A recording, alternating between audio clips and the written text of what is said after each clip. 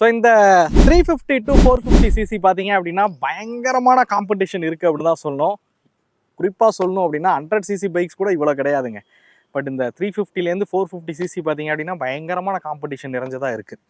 So சமீபத்தில் அறிமுகமான Royal என்ஃபீல்டோட gorilla 450 அப்படிங்கிற மாடல் நம்ம கூட இருந்துட்டு இருக்கு. ஸோ இந்த வெஹிக்கிளோட ரிவ்யூ நம்ம போஸ்ட் பண்ண சமயத்துலேயே நிறைய பேர் பார்த்தீங்க அப்படின்னா ட்ரைம்போட ஸ்பீட் 400ஓட கம்பேரிஷன் தான் வந்து கேட்டிருந்தீங்க. ஸோ இன்றைக்கி இந்த கம்பேரிஷன் தான் வந்து பார்க்க போகிறீங்க. வாங்க வீடியோக்குள்ளார போகலாம்.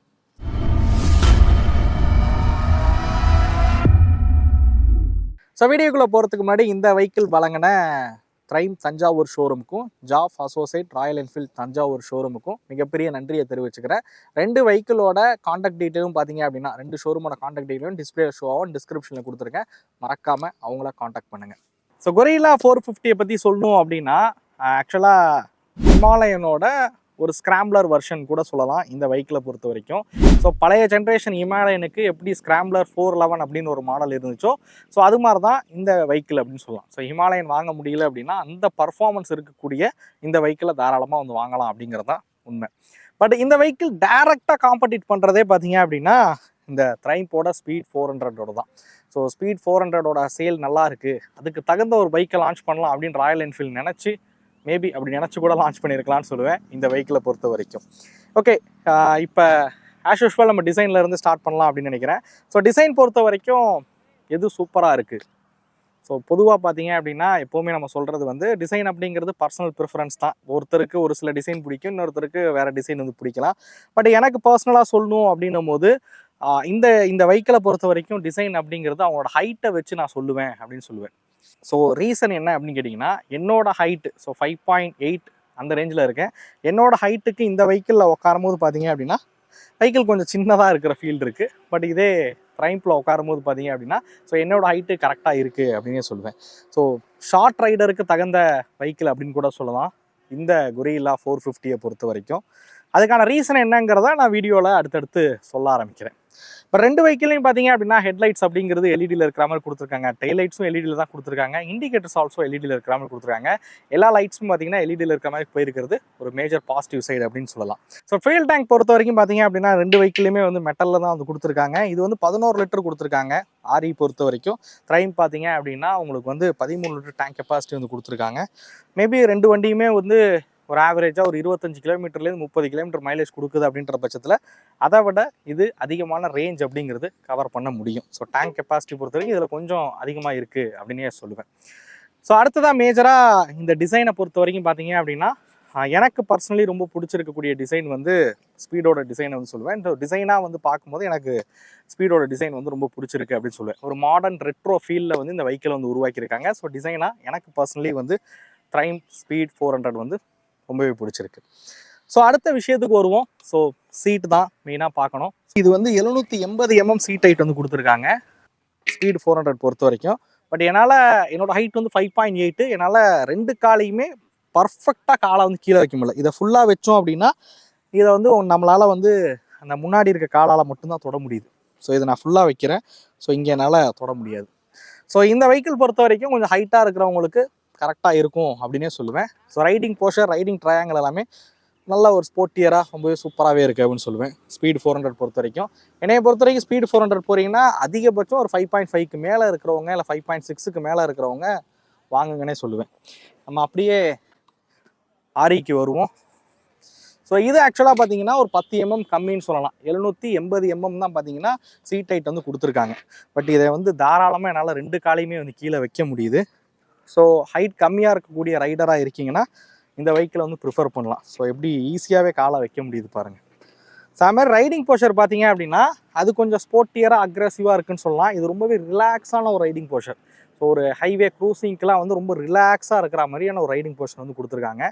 எனக்கு பர்சனலி அந்த ரைடிங் போஸ்டரோட இந்த ரைடிங் போஸ்டர் எனக்கு பிடிச்சிருக்கு அப்படின்னு சொல்லுவேன். மேபி நிறைய யங்ஸ்டர்ஸ்க்கு வந்து அந்த ரைடிங் போஸ்டர் வந்து பிடிக்கலாம். பட் எனக்கு வந்து கொஞ்சம் ரிலாக்ஸாக இருந்தால் பிடிக்கும். ஸோ அப்படி பார்க்கும்போது இந்த ரைடிங் போஸ்டர் எனக்கு ரொம்ப கம்ஃபர்டபுளாகவே இருக்குது அப்படின்னு சொல்லுவேன். ஸோ இந்த வண்டியை வந்து ஷார்ட் ரைடருக்கு தான் அப்படின்னு நான் சொல்ல வரல. ஹைட்டாக இருக்கிறவங்களே வந்து வாங்கலாம். பட் பர்ஃபெக்டாக இருக்கிறது இது ஷார்ட் ரைடருக்கு ரொம்பவே பர்ஃபெக்டாக இருக்கும். ஏன்னா ஹைட் கம்மியாக இருக்கக்கூடிய ரைடர்ஸ்க்கு தான் பெருசாக பைக் ஆப்ஷனே இருக்க மாட்டேங்குது. அப்படி பார்க்கும்போது இந்த வெஹிக்கிளை நீங்கள் வந்து ப்ரிஃபர் பண்ணலாம். ஸோ பில்லியன் சீட் கம்ஃபோர்ட் பற்றி சொல்லணும் அப்படின்னா, நான் 2 பைக்லையுமே வந்து பில்லியன் சீட் வந்து ரொம்ப கம்ஃபோர்ட்னு சொல்ல மாட்டேன். இந்த 2 வண்டியுமே வந்து சோலோ ரைடருக்கு கரெக்டாக இருக்கும் அப்படின்னே சொல்லலாம். ஸோ பில்லியன் சீட் வந்து கொஞ்சம் சின்னதாக தான் இருக்குது. என்னைய மாதிரி உடம்பு இருக்கிற ஆட்கள்லாம் ரியரில் பில்லியனாக உட்காந்து ட்ராவல் பண்ண முடியாது. ஸோ நான் பில்லியன் சீட்டுக்கு இந்த 2 வண்டியுமே சஜஸ்ட் பண்ண மாட்டேன். ஓகே, ஃபஸ்ட்டு சஸ்பென்ஷன் ஃபீட்பேக் பற்றி தெரிஞ்சுக்கலாம்னு நினைக்கிறேன். ஸ்பீடில் பார்த்தீங்கன்னா ஃப்ரண்ட்டில் வந்து UST4 கொடுத்துருக்காங்க. இதே கொரில்லாவை பார்த்தீங்க அப்படின்னா ஃப்ரண்ட்டில் வந்து டெலஸ்கோபிக் கொடுத்துருக்காங்க.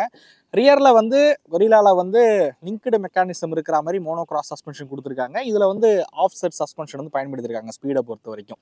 ஸோ சஸ்பென்ஷன் டைப் இதெல்லாம் வந்து வித்தியாசமாக இருந்தாலும் சஸ்பென்ஷன் ரியலாக எப்படி யூஸ் ஆச்சு, எப்படி இருக்குது அப்படின்னு கேட்டிங்கன்னா, UST4 கொடுத்துருக்காங்க அப்படிங்கிறனால ஸ்பீடு 400 நான் ஸ்டிஃபராக இருக்கும் அப்படின்னு நினச்சேன். பட் அந்த லெவலுக்கு ஸ்டிஃபர்லாம் கிடையாது. உங்களுக்கு சிட்டிக்குள்ளே இருக்கக்கூடிய மேடு பள்ளத்தில் ஓட்டினாலுமே சஸ்பென்ஷன் ரொம்ப கம்ஃபர்ட்டாகவே இருக்குது அப்படின்னு சொல்லுவேன். அது மாதிரி 2 பைக்லையுமே ஹைவேஸில் ஹை ஸ்பீடு கார்னரிங்லாம் வரும்போது 2மே சூப்பராக வந்து பண்ணியிருக்காங்க. சஸ்பென்ஷனில் இந்த 2 பைக்லையுமே வந்து நான் எந்த குறையும் சொல்ல மாட்டேன். சஸ்பென்ஷன் ஃபீட்பேக் வந்து பெட்டராகவே வந்து பண்ணியிருக்காங்க அப்படின்னு சொல்லுவேன். ட்ராவல் டிஸ்டன்ஸ் பார்த்தீங்கன்னா உங்களுக்கு ஸ்பீடும் சரி, கொரில்லாவும் சரி, ஃப்ரண்ட்டில் வந்து உங்களுக்கு வந்து 140 mm ட்ராவல் டிஸ்டன்ஸ் வந்து கொடுத்துருக்காங்க. இதுவே கொரில்லா பார்த்தீங்கன்னா ரியரில் வந்து உங்களுக்கு 150 mm ட்ராவல் டிஸ்டன்ஸ் கொடுத்துருக்காங்க சஸ்பென்ஷனு. ஸ்பீடு வந்து பார்த்தீங்க அப்படின்னா உங்களுக்கு வந்து 130 mm ட்ராவல் டிஸ்டன்ஸ் வந்து கொடுத்துருக்காங்க. ஸோ அதனால் மேபி ஒரு ஆஃப் ரோட் மாதிரியான விஷயங்கள்லாம் வந்து ஓட்டும் போது கொரில்லாவோட சஸ்பென்ஷன் அப்படிங்கிறது இன்னும் கொஞ்சம் பெட்டராக இருக்கும். டயர்ஸுமே வந்து பிளாக் பட்டன் டயர்ஸ் வந்து பயன்படுத்தியிருக்காங்க. சின்ன ஆஃப் ரோடுக்கு எனக்கு தெரிஞ்சு பெட்டராக பர்ஃபார்ம் பண்ணும் அப்படின்னு நினைக்கிறேன். ஸோ அடுத்ததாக டயர் சைஸுக்கு வருவோம். டயர் சைஸ் இருக்கிறதுலே அகலமான டயர்ஸ் பயன்படுத்தியிருக்கிறது கொரில்லாவில் தான். ஃப்ரண்ட்டில் வந்து 120, ரியரில் வந்து 150. ஸ்பீடில் பார்த்தீங்கன்னா ஃப்ரண்ட்டில் வந்து 110, ரியரில் வந்து 1 வந்து கொடுத்துருக்காங்க. கார்னரிங் ஸ்டெபிலிட்டிலாம் எதுப்பா பெட்டராக இருந்துச்சு அப்படின்னு கேட்டிங்கன்னா, அதுலேயும் நான் எந்த குறையும் சொல்ல மாட்டேன். 2 வெஹிக்கிளுமே கார்னரிங் ஸ்டெபிலிட்டிலாம் வந்து ரொம்பவே சூப்பராக வந்து பண்ணியிருக்காங்க. ஸோ டயர் அகலமாக இருக்கிறனால கொரில்லா வந்து இன்னும் பெட்டராக இருக்குமான்னு கேட்டால், ஸோ நான் இங்கே டெஸ்ட் பண்ண ஒரு 2 மணி நேரம் வெஹிக்கிள் ஓட்டி பார்த்தேன். இங்கே டெஸ்ட் பண்ணதை பொறுத்த வரைக்கும் பார்த்தீங்கன்னா 2 வெஹிக்கிளுமே கார்னரிங் ஸ்டெபிலிட்டி பெட்டராக தான் இருக்குது. பிரேக்கிங் தான் எனக்கு வந்து ஸ்பீடு 400 இன்னும் கொஞ்சம் அட்வான்டேஜாக இருக்கிற மாதிரி இருந்துச்சு. எனக்கு பேனிக் பிரேக்கப்போ இது கொஞ்சம் பெட்டராக பர்ஃபார்ம் பண்ணுச்சுன்னு சொல்லுவேன். 2 வெஹிக்கிளுமே வந்து பைப்ரியோட டிஸ்க் பிரேக் தான் வந்து பயன்படுத்தியிருக்காங்க. டூயல் சேனல் ABS தான் 2 வெஹிக்கிளுமே வந்து கொடுத்துருக்காங்க. பட் ஃப்ரண்ட்டில் பார்த்தீங்க அப்படின்னா 4 பிஸ்டன் கேலிபர் வந்து பயன்படுத்தியிருக்காங்க ஸ்பீடு 400 பொறுத்த வரைக்கும். அதில் வந்து 2 பிஸ்டன் கேலிபர் வந்து பயன்படுத்தியிருக்காங்க கொரில்லா பொறுத்த வரைக்கும். ஸோ டிஸ்பிளேக்கோட சைஸ் வந்து நான் கீழே வந்து கொடுக்குறேன். 2 டிஸ்பிளேக்கோட சைஸ் பாருங்கள். பட் எனக்கு பிரேக்கிங் பெட்டராக பட்டது பார்த்தீங்க அப்படின்னா ஸ்பீட் 400 பிரேக்கிங் வந்து ரொம்பவே சூப்பராகவே இருந்துச்சு. ஓகே, அடுத்ததாக கிரவுண்ட் கிளியரன்ஸ் விஷயத்துக்கு வருவோம். ஸோ கொரில்லா பொறுத்த வரைக்கும் உங்களுக்கு 169 mm கிரவுண்ட் கிளியரன்ஸ் கொடுத்துருக்காங்க. இது 158 mm கிரவுண்ட் கிளியரன்ஸ் கொடுத்துருக்காங்க. கிரவுண்ட் கிளியரன்ஸ் கம்மியாக இருந்தாலும் நான் எந்த இடத்துலையும் அண்டர் பில்லி வந்து அடிப்படுறத நான் நோட்டீஸ் பண்ணலை. ஸோ பெருசாக எதுவுமே அடிப்படலை. நான் சோலோவாக தான் ஓட்டி பார்த்தேன். பெருசாக எங்கேயும் அடிப்படலை. பட் கிரவுண்ட் கிளியரன்ஸ் கம்மியாக இருந்தாலும் ஏன் அடிப்படலைன்னு கேட்டிங்கன்னா, வீல் பேஸ்மே இந்த வெஹிக்கிள் வந்து கம்மி கொரில்லாவோட கம்பேர் பண்ணும்போது. ஓகே, அடுத்ததாக இன்ஜின் விஷயத்துக்கு வருவோம். ஸோ இன்ஜின் தானே மெயின் விஷயம். இங்கே பார்க்க வேண்டியது இன்ஜின், அதோட பர்ஃபார்மன்ஸ் பற்றி தானே பார்த்தாகணும். ஸோ இங்கே நான் இன்ஜின் விஷயத்தில் என்ன சொல்லுவேன் அப்படின்னு கேட்டிங்கன்னா, ஸோ சிசி கெப்பாசிட்டி எல்லாமே நீங்கள் கீழே வந்து பார்க்கலாம். இது வந்து 400cc, இது 450cc அதிகமான சிசி இருக்கக்கூடிய வெஹிக்கிள் தான். ஸோ 2மே வந்து 40 PS பவர் ப்ரொடியூஸ் பண்ணக்கூடிய வெஹிக்கிள் தான். ஒரு 150 வரைக்குமே டாப் ஸ்பீட் அப்படிங்கிறது போக முடியுது. ஸோ சிட்டிக்குள்ளே ஓட்டுறதுக்கு டார்க் தான் முக்கியம். ஸோ ஸ்பீடு பார்த்தீங்கன்னா 37.5 mm, ஸோ 5 Nm டார்க் வந்து ப்ரொடியூஸ் பண்ணுது. இதே கொரில்லா பார்த்தீங்க அப்படின்னா 40 Nm ஆஃப் டார்க் வந்து ப்ரொடியூஸ் பண்ணுது அப்படின்னு சொல்லுவேன். 2மே வந்து இங்கே நான் ஓட்டி பார்க்கும்போது பார்த்தீங்க அப்படின்னா பர்ஃபார்மன்ஸில் எந்த குறையும் சொல்ல முடியாது. அவ்வளோ சூப்பராக இருந்துச்சு பர்ஃபார்மன்ஸ். என்னால் இது பெஸ்ட்டுன்னு இங்கே பர்ஃபார்மன்ஸில் வந்து எதையுமே வந்து குறிப்பாக வந்து சொல்ல முடியல அப்படின்னு சொல்லுவேன். ஸோ நானே உங்களுக்கு 0 to 100 காமிக்கிறேன். அதை பாருங்கள், பார்த்தீங்கன்னா புரியும் பர்ஃபார்மன்ஸ் எது பெட்டராக இருக்குது அப்படிங்கிறத நீங்கள் புரிஞ்சுக்க முடியும்.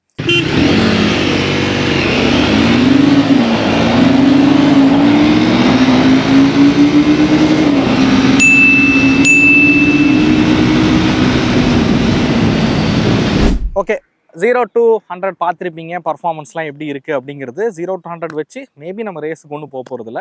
பட் 2 வெஹிக்கிளுமே பார்த்தீங்கன்னா 100ல் க்ரூஸ் பண்ணுறதுக்கு நல்லாவே இருந்துச்சு. ஸோ ஹைவேஸில் நான் நோட்டீஸ் பண்ண விஷயம் என்னென்னு கேட்டிங்கன்னா, 100ல் க்ரூஸ் பண்ணும்போது வைப்ரேஷன் ஸ்பீடு பார்த்தீங்க அப்படின்னா அந்த 90க்கு மேலே 80-90க்கு மேலே ஒரு சின்ன வைப்ரேஷனை வந்து டேங்க்கு ஹேண்டில் பார்லலாம் வந்து ஃபீல் பண்ண முடியுது. ஃபுட்ரெஸ்ட்டில் கொஞ்சம் அதிகமாகவே இருக்குன்னே சொல்லுவேன். பட் கொரில்லா பொறுத்த வரைக்கும் பார்த்தீங்கன்னா வைப்ரேஷன் எனக்கு இங்கே ஓட்டும் போது வைப்ரேஷன் கம்மியாக இருந்தது கொரில்லா தான். ஸோ ஹைவேஸ் க்ரூசிங்க்கு வைப்ரேஷன் கம்மியாக இருந்தது, நான் கொரில்லாவை வந்து குறிப்பிடுவேன். ஸோ மேபி ஹைவேஸ் டூரிங்க்கெலாம் பார்க்குறீங்கன்னா வைப்ரேஷன்றது ரொம்ப முக்கியம். ஸோ அதில் கம்மியாக இருந்தது கொரில்லா 450 தான். ஓகே, சிட்டிக்குள்ளே ஓட்டி பார்த்த எக்ஸ்பீரியன்ஸ் எப்படி இருந்துச்சு அப்படின்னு கேட்டிங்கன்னா, சிட்டிக்குள்ளே எனக்கு பெட்டராக பர்ஃபார்ம் பண்ண வெஹிக்கிள் ஸ்பீடு தான். ஸோ நான் வந்து ஆக்சுவலாக கொரில்லா ரொம்ப நல்லாயிருக்கும் சிட்டிக்குள்ளே அப்படின்னு நினச்சேன். பட் ஸ்பீட் 400 வந்து சிட்டிக்குள்ளே பெட்டராக இருந்துச்சு அப்படின்னு சொல்லுவேன். 2 ரீசனை வச்சு நான் சொல்லுவேன். ஒன்று பார்த்தீங்க அப்படின்னா 5வது கியரில் ஒரு 40ல் போக முடிஞ்சது வந்து ஸ்பீடில் தான் வந்து போக முடிஞ்சுச்சு. ஒரு 6வது கியரில் 50 ஒரு 60 போக முடிஞ்சது ஸ்பீடில் தான் வந்து போக முடிஞ்சு. அதாவது ஹோல்டு பண்ணிவிட்டு திருப்பி ஆக்சிலரேஷன் கொடுத்தீங்கன்னா அந்த கட்டன்னு சத்தம் இல்லாமல் போனது ஸ்பீட் 400 தான். கொரில்லா பார்த்தீங்கன்னா எல்லா கியர்ஸுமே வந்து லாங்கர் கியர்ஸாக வந்து கொடுத்துருக்காங்க. சிட்டிக்குள்ளே அடிக்கடி கியரை வந்து மாற்ற வேண்டிய சூழ்நிலை அப்படிங்கிறது இருந்துச்சு. அதே மாதிரி ஒரு 40-50லாம் சிட்டிக்குள்ளே க்ரூசிங் அப்படிங்கிறது நம்ம 5th கியர் 6th கியரில் பண்ண முடியல. மேபி 3rd கியர் 4th கியரில் தான் வந்து பண்ண முடிஞ்சு அப்படின்னே சொல்லுவேன். ஸோ சிட்டிக்குள்ளே எனக்கு பெட்டராக பர்ஃபார்ம் பண்ணது ஸ்பீடு தான். இன்னொரு ரீசன் இருக்குது சிட்டிக்குள்ளே பெட்டராக இருந்ததுக்கு நான் குறிப்பிடுறதுக்கு, கிளச்சு. ஸோ கிளச் பொறுத்த வரைக்கும் உங்களுக்கு அசிஸ்ட் ஸ்லிப்பர் கிளச் தான் வந்து கொடுத்துருக்காங்க கொரில்லாவில். இதில் வந்து டார்க் அசிஸ்ட் கிளச் அப்படிங்கிறாங்க. பட் ரெண்டுத்தோட ஒர்க்கிங்குமே வந்து சேம் தான், பேர் தான் வித்தியாசமாக இருக்கும். ஸோ நீங்கள் ஒரு 6th கியரில் ஒரு 80-90ல் போகிறீங்க, சடனாக ஒரு 4th கியர் வந்து குறைக்கிறீங்கன்னும் போது அந்த வீல் லாக் ஆகிற பிரச்சனையை இந்த ஸ்லிப்பர் கிளச் வந்து கம்மி பண்ணும் அப்படின்னு சொல்லுவேன். வீல் லாக் ஆகாது. ஸோ அது ரெண்டுமே வந்து பெட்டராக பண்ணுது அப்படின்னு சொல்லுவேன். பட் அதே மாதிரி கிளச்சோட ஃபீட்பேக். ஸோ கிளச்சோட ஃபீட்பேக் வந்து உங்களுக்கு வந்து ஸ்பீடில் பார்த்தீங்க அப்படின்னா ரொம்ப லைட்டரான கிளச்சாக இருக்குது. Royal Enfield assist slipper clutch கொடுத்துமே கொஞ்சம் கிளச் வந்து ஹெவியாக இருக்குது அப்படின்னு சொல்லுவேன். சிட்டிக்குள்ளே அதிகமாக கிளச் பிடிச்சி ஓட்டுற மாதிரி இருக்கும். அதில் பெட்டராக இருந்தது ஸ்பீட் 400 தான். ஸ்பீட் 400ஓட கிளச் வந்து லைட்டாகவே கொடுத்துருக்காங்க. ஸோ அதே மாதிரி சிட்டியில் பெட்டராக இருந்ததுக்கு இன்னொரு காரணம் வீல் பேஸ் தான். கொரில்லா 450 பார்த்தீங்கன்னா வீல் பேஸ் வந்து அதிகம், ஸ்பீட் 400 வீல் பேஸ் வந்து கம்மி. ஸோ அதனால் ஃப்ளிக்கபிலிட்டி பார்த்தீங்க அப்படின்னா ஸ்பீட் 400ல் வந்து பெட்டராகவே இருந்துச்சு. ஒரு சின்ன கேப்பில் அடி பூந்து வரணும் அப்படின்னா அது ஃப்ளிக்கபிலிட்டி வந்து ஸ்பீட் 400 வந்து பெட்டராக இருந்துச்சு. ஸோ இந்த ரீசன் அடிப்படையில் தான் நான் சொல்கிறேன் இந்த வெஹிக்கிள் பார்த்தீங்க அப்படின்னா சிட்டிக்குள்ளேயே பெட்டராக பர்ஃபார்ம் பண்ணுச்சு அப்படின்னு சொல்லுவேன். ஹைவே டூரிங்க்குமே இந்த வெஹிக்கிள் நல்லா இருக்குது. பட் கொரில்லா 450 பொறுத்த வரைக்கும் ஹைவே இன்னும் சூப்பராக இருந்துச்சு அப்படின்னு சொல்லுவேன். வைப்ரேஷன் கம்மியாக இருக்கனால ஒரு 100ல் க்ரூஸ் பண்ணும்போது ரொம்பவே பெட்டராகவே இருந்துச்சு ஹைவே பொறுத்த வரைக்கும். ஸோ எல்லாருமே கேட்குறது ஹீட்டிங் தான். ஏன்னா இந்த மாதிரியான 400cc போகும்போது ஹீட் எந்த லெவலில் இருக்குது அப்படிங்கிறது கிட்டத்தட்ட காலெல்லாம் பழுத்து போகிற அளவுக்கு ஹீட் இருக்குன்னு தான் சொல்லணும். 2 வெஹிக்கிளுமே பார்த்தீங்க அப்படின்னா ஹீட் அப்படிங்கிறது அதிகமாக தான் ஆகுது. ஹைவேஸில் ஹை ஸ்பீடில் க்ரூஸ் பண்ணிங்கன்னா ஹீட் பெருசாக தெரியாது. பட் சிட்டிக்குள்ளே தான் சிட்டி பர்பஸ்க்காக வண்டி எடுக்கிறீங்கன்னா 2 வண்டியோட இன்ஜின் ஹீட்டுமே அதிகமாக தான் இருக்குதுன்னு சொல்லுவேன். ஸோ ஹீட்டிங் 2 வண்டியிலையுமே இருக்குது. ஓகே, அடுத்தது எல்லாருமே கேட்குறது மைலேஜ் அப்படிங்கிற ஒரு விஷயமாக தான் இருக்கும். நான் 2 வண்டியுமே வந்து மைலேஜ் சூப்பர் அப்படின்னு தான் சொல்ல மாட்டேன். மேபி ஒரு 22 கிலோமீட்டர்லேருந்து 30 கிலோமீட்டருக்குள்ளே நீங்கள் இந்த 2 வெஹிக்கிளுமே வந்து மைலேஜ் அப்படிங்கிறது எதிர்பார்க்கலாம். மைலேஜ் மேபி இந்த ரேஞ்சில் தான் வந்து மைலேஜ் அப்படிங்கிறது வந்து கொடுக்கும். மைலேஜ்க்காக யாரும் 400cc வந்து போக மாட்டீங்க. கேட்டனால இந்த விஷயத்தை நான் பதிவு பண்ணுறேன். ப்ரைஸிங் பொறுத்த வரைக்கும் பார்த்தீங்க அப்படின்னா கொரில்லா 450 ஸோ இந்த மாடல் வந்து ஆன்ரோடு காஸ்ட்டே நான் சொல்கிறேன். 3,15,000 3,10,000 அப்புறம் 2,98,000 3 லட்ச ரூபா அந்த ரேஞ்சில் வந்து ஆன்ரோடு காஸ்ட் வந்து பண்ணியிருக்காங்க. இதில் ஒரே வேரியண்ட் தான் ஸ்பீட் 400 பொறுத்த வரைக்கும். இது வந்து 3,04,000 ஆன்ரோடு காஸ்ட்டில் இருக்குது. ஸோ ஸ்பீட் T400 பார்த்தீங்க அப்படின்னா இன்னும் விலை கம்மியாகவும் இருக்குது. எக்ஸோரூம் 2,17 வருது. ஆன்ரோடு காஸ்ட் கணக்கு பண்ணிங்கன்னா இந்த 2 வெஹிக்கிளோட கம்மியான விலையிலே T400 அப்படிங்கிற மாடலை வாங்க முடியும். பட் ஸ்பீட் 400க்கும் T400க்கும் ஆல்ரெடி ஒரு கம்பேரிஷன் வந்து பண்ணியிருக்கோம். ஒரு சில காம்ப்ரமைசஸ் இருக்குது. நீங்கள் அது வாங்குறீங்க அப்படின்ற பட்சத்தில் மெயினாக பவர் கம்மியாக இருக்கும், டாப் அண்ட் அதிகமாக வந்து போகாது. ஓகே, எக்ஸஸாக கொடுத்து இந்த வெஹிக்கிள் வாங்குறதுனால என்ன அட்வான்டேஜ்னு கேட்டிங்கன்னா இந்த கிளஸ்டர் வந்து டாப் மாடலில் தான் உங்களுக்கு கிடைக்கும். ஸோ இதில் கம்ப்ளீட்லி இருக்க கிளஸ்டர் பார்த்தீங்க அப்படின்னா டிஎஃப்டியில் இருக்கிற கிளஸ்டர் வந்து கொடுத்துருக்காங்க. நீங்கள் மொபைல் ஃபோன் மூலியமாக கனெக்ட் பண்ணி நேவிகேஷன் உட்பட பார்த்தீங்கன்னா இதில் உங்களால் வந்து பார்க்க முடியும். ஸோ இந்த மாதிரி கிளஸ்டர் இருக்கிறனால இதோட காஸ்ட் அப்படிங்கிறது அதிகமாக இருக்குது. மேபி இந்த கிளஸ்டர் இல்லாத மாடல் போகிறீங்கன்ற பட்சத்தில் ரெண்டுத்தோட ப்ரைஸுமே வந்து மோரோவரஸ் சிமிலரான ஒரு ப்ரைஸிங்கில் தான் கொடுத்துருக்காங்க. ஃபீச்சர்ஸும் பார்த்துருப்பீங்க, சிமிலரான ஒரு ஃபீச்சர்ஸ் தான் வந்து கொடுத்துருக்காங்க. அண்ட் இப்போ ஸ்பீட் 400 லேட்டஸ்ட் மாடலில் வந்து உங்களுக்கு அட்ஜஸ்டபிள் லிவர்ஸ் வந்து கொடுத்துருந்தாங்க. இந்த வெஹிக்கிள் அட்ஜஸ்டபிள் லிவர்ஸ் வந்து கிடையாது. அதே மாதிரி 2 வெஹிக்கிளுமே யூஎஸ்பி சார்ஜிங் போர்ட் அப்படிங்கிறது 2 வெஹிக்கிளுமே வந்து இருக்குது. ஓகே, ப்ரைஸிங் நீங்கள் என்ன நினைக்கிறீங்க? இந்த ப்ரைஸிங்க்கு எது பெட்டர் வேல்யூ ஃபார் மணியாக இருக்கும் அப்படின்னு நினைக்கிறீங்கன்றதை மறக்காமல் கமெண்ட் பண்ணுங்கள். இந்த வெஹிக்கிளோட வித்தியாசங்களை வீடியோவில் சொல்லியாச்சு. உங்களோட பர்பஸ்க்கு எந்த வெஹிக்கிள் செட் ஆகும் அப்படிங்கிறத பொறுத்து நீங்கள் வெஹிக்கிள் வாங்கலாம் அப்படின்னே சொல்லுவேன். ஓகே, இந்த வீடியோ உங்களுக்கு பிடிச்சிருக்கும் அப்படிங்கிறத நம்பர். இந்த வீடியோ பற்றின கருத்துக்களை மறக்காமல் கமெண்ட் பண்ணுங்கள்.